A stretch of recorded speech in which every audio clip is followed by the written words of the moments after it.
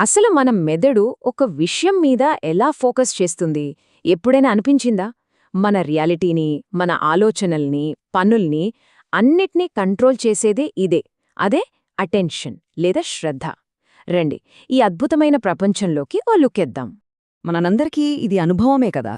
ఒక్కోసారి మన మైండ్ ఒక బ్రౌజర్లా అనిపిస్తుంది. 100 ట్యాబ్స్ ఓపెన్ చేసుంటాయి. ఏది క్లోజ్ చేయాలో, దేనిమీద కాన్సంట్రేట్ చేయాలో అర్థం కాదు. నిజం చెప్పాలంటే మన బ్రెయిన్ డిజైన్ చేసిందే ఈ ఇన్ఫర్మేషన్ ఓవర్లోడ్ సమస్యను హ్యాండిల్ చేయడానికి. ప్రతిరోజు మన చుట్టూ బోలెడంత ఇన్ఫర్మేషన్. ఈ ఇన్ఫర్మేషన్ వరదలో మన బ్రెయిన్ వాడే ఒక పవర్ఫుల్ టూల్ ఉంది. అదే అటెన్షన్. ఇదొక గేట్ కీపర్ లాంటిదన్నమాట. ఏ సమాచారాన్ని లోపలికి రానివ్వాలి, ఇంక ముఖ్యంగా దేన్ని బయటే ఆపేయాలి అని ఇదే డిసైడ్ చేస్తుంది. సో సింపుల్గా చెప్పాలంటే అటెన్షన్ అనేది మన మైండ్కి ఒక ఫిల్టర్ లాంటిది. మన చుట్టూ ఉన్న డిస్ట్రాక్షన్స్ అన్నిటినీ పక్కన పెట్టేసి మనకు క్లారిటీ ఇవ్వడానికి, నిజంగా ఇంపార్టెంట్ అయిన విషయాల మీద మన ఎనర్జీని ఫోకస్ చేయడానికి హెల్ప్ చేస్తుంది. ఒక్కసారి ఆ నంబర్ చూడండి, 10 మిలియన్లు అంటే 1,00,00,000. ప్రతి సెకండ్కి మన కళ్ళు 1,00,00,000 బిట్స్ విజువల్ ఇన్ఫర్మేషన్ని మన బ్రెయిన్కి పంపిస్తాయి. ఇంత పెద్ద మొత్తంలో డేటాని మన బ్రెయిన్ ప్రాసెస్ చేయాలంటే దానికి అంత పవర్ఫుల్ ఫిల్టర్ ఎందుకు అవసరమో ఇప్పుడు అర్థమవుతుంది కదా. సరే, ఇంత ఇన్ఫర్మేషన్ని మన బ్రెయిన్ ఎలా మేనేజ్ చేస్తుంది? దీనికోసం దాని దగ్గర ఒకే ఒక్క టూల్ లేదు, ఏకంగా ఒక టూల్ కిట్టే ఉంది. పదండి, ఆ టూల్ కిట్ ఓపెన్ చేసి చూద్దాం. రకరకాల పనుల కోసం బ్రెయిన్ ఎలాంటి అటెన్షన్ టూల్స్ వాడుతుందో తెలుసుకుందాం. ముఖ్యంగా 3 రకాలున్నాయి.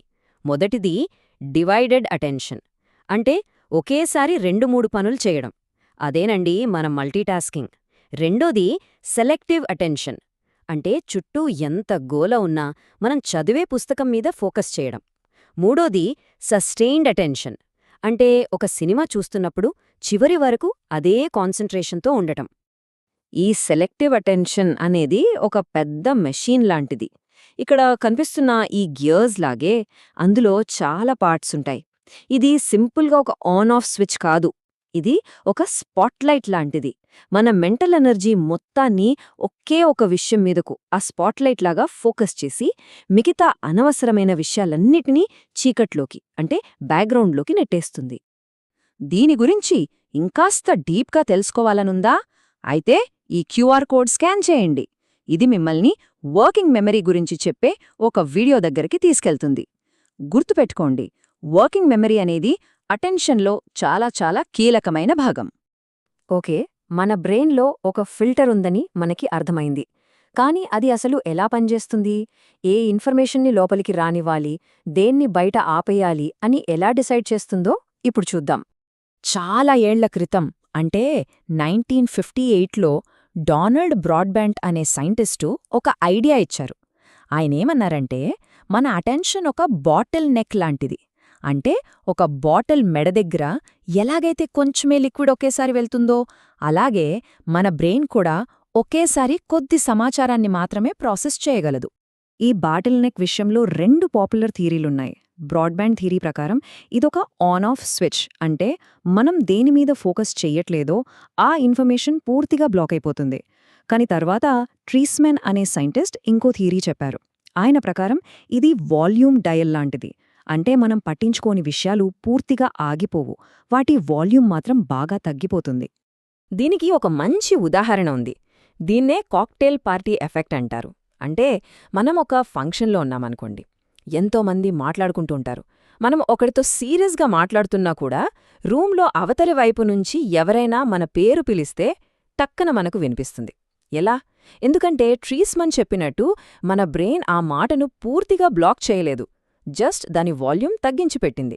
మన పేరు వినగానే ఆ వాల్యూమ్ పెంచిందన్నమాట. సరే, ఇప్పుడు ఇంకో ఇంట్రెస్టింగ్ విషయానికి వద్దాం. మన బ్రెయిన్ కష్టమైన పనుల్ని కూడా ప్రాక్టీస్తో చాలా ఈజీగా, అంటే ఆటో పైలట్ మోడ్లో ఎలా చేస్తుందో తెలుసుకుందాం. ఇక్కడ 2 రకాల ప్రాసెసింగ్ ఉంటుంది. ఒకటి కంట్రోల్డ్ ప్రాసెసింగ్, అంటే మనం డ్రైవింగ్ కొత్తగా నేర్చుకునేటప్పుడులాగా ప్రతిదీ చాలా జాగ్రత్తగా ఫుల్ ఫోకస్తో చేస్తాం. రెండోది ఆటోమేటెడ్ ప్రాసెసింగ్, అంటే బాగా ప్రాక్టీస్ చేశాక మనం ఫ్రెండ్స్తో మాట్లాడుతూ కూడా ఈజీగా డ్రైవ్ చేస్తాం కదా, అలాగన్నమాట. మనకు తెలియకుండానే పని జరిగిపోతుంది. మరీ కంట్రోల్ ప్రాసెసింగ్ నుంచి ఆటోమేటిక్ ప్రాసెసింగ్కి ఎలా వెళ్తాము? ఈ రోడ్ మ్యాప్ అదే చూపిస్తుంది. Practice practice practice. మనం ఒకే పనిని మళ్ళీ మళ్ళీ చేసినప్పుడు మన బ్రెయిన్లోని న్యూరల్ కనెక్షన్స్ అంటే నరాల మధ్య సంబంధాలు బలంగా తయారవుతాయి. అప్పుడు ఆ కష్టమైన పని కూడా మనకు ఒక అలవాట్లా చాలా ఈజీగా అయిపోతుంది. ఈ ఆటోమేటెడ్ కంట్రోల్డ్ ప్రాసెసింగ్ గురించి ఇంకొంచెం తెలుసుకోవాలనుందా? అయితే ఇంకో క్యూఆర్ కోడ్ ఉంది చూడండి. దీన్ని స్కాన్ చేస్తే దీనికి సంబంధించిన ఒక మంచి వీడియో ప్లే అవుతుంది. ఓకే, ఇప్పటిదాకా మనం చాలా థియరీలు, కాన్సెప్ట్లు చూసాం. అసలు ఇదంతా తెలుసుకోవటం వల్ల మన డైలీ లైఫ్కి ఉపయోగమేంటి? Why does this matter? ఈ పజిల్ డయాగ్రామ్ చూస్తే మనకు క్లియర్గా అర్థమవుతుంది. చదువులో, ఆఫీస్ పనిలో, ఇంకా ముఖ్యంగా డ్రైవింగ్ లాంటి విషయాల్లో దేని మీద శ్రద్ధ పెట్టాలి, ఎప్పుడు పెట్టాలి అని తెలుసుకోవడం చాలా అవసరం. ఇది మన పర్ఫార్మెన్స్నే కాదు, మన సేఫ్టీని కూడా పెంచుతుంది. సో ఇప్పటిదాకా మనం తెలుసుకున్న ముఖ్యమైన విషయాలు ఏంటంటే, 1. అటెన్షన్ అనేది మన రియాలిటీని ఫిల్టర్ చేసే ఒక సాధనం. 2. మన దగ్గర వేర్వేరు పనుల కోసం డివైడింగ్, సెలెక్టింగ్, సస్టైనింగ్ అని రకరకాల టూల్స్ ఉన్నాయి. 3. మన బ్రెయిన్ డిస్ట్రాక్షన్స్ని పూర్తిగా ఆపదు, వాటి వాల్యూమ్ మాత్రమే తగ్గిస్తుంది. చివరిగా ప్రాక్టీస్తో ఎంత కష్టమైన పనైనా ఆటోపైలట్ మోడ్లోకి మార్చెయ్యొచ్చు. సరే, ఇప్పుడు అటెన్షన్ ఎలా పనిచేస్తుందో మనకు తెలిసింది. మరి ఇప్పుడు ఆలోచించాల్సిన ప్రశ్న ఏంటంటే, మనం దేనిమీద మన శ్రద్ధను పెట్టబోతున్నాం? ఎందుకంటే మనం దేనిమీద శ్రద్ధ పెడితే అదే మన వాస్తవికతగా మారుతుంది.